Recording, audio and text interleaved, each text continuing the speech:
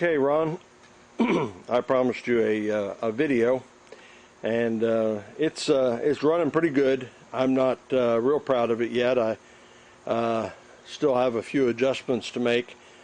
The oil pressure is running about like it should. It's 70, and so it does overheat. You can see by this. I mean, that's a little radiator, and but that is the reason why. And I do have a couple of oil leaks.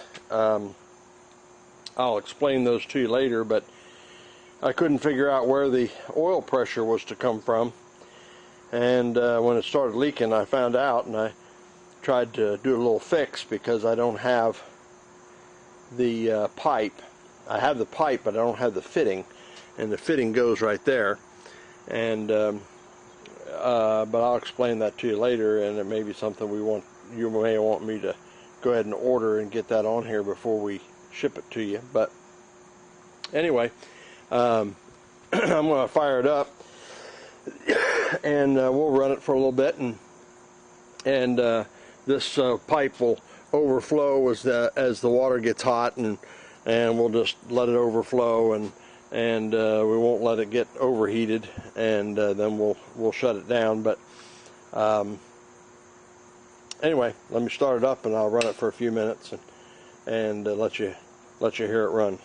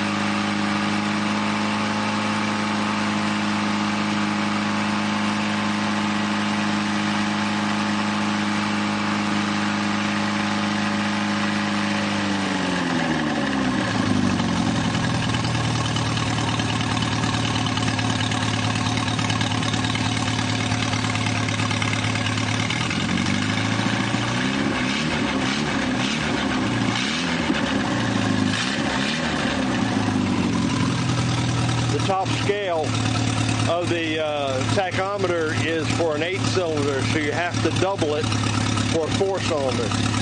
So when we had it up to 15, it was actually running at 3,000 RPM.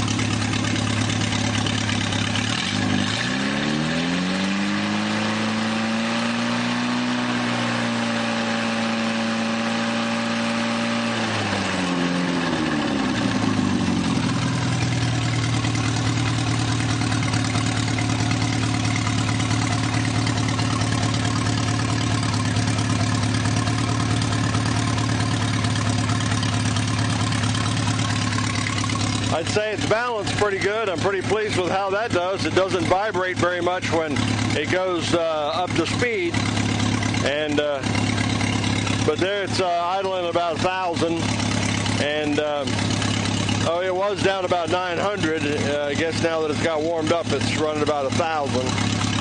But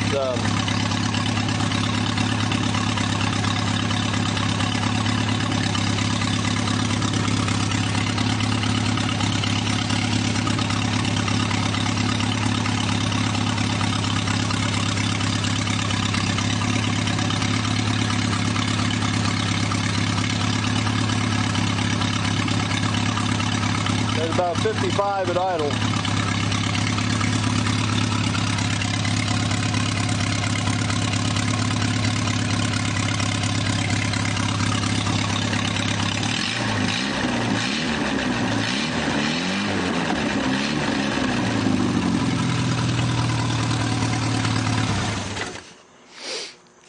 It doesn't have a muffler on it, as you can tell. It's just a straight pipe, and There are a few things I need to check on, see if I can't figure out how to make them better. These oil, they're actually the push rods go up and down inside these little tubes, and they leak a little bit around the right around the head. And I don't know if there's a special seal. I never had those out, so I don't know if there's a seal that goes in there, and if so, I might have to order some of those and change them. But besides that, I think it's running good, and I'm not very concerned about this oil leak here, because there's actually a fitting that goes around the bolt. It goes around the bolt here, and there's a copper washer on each side of it, and it seals against the body of the filter, and then there's off of that fitting is the tube that runs to the oil pressure gauge.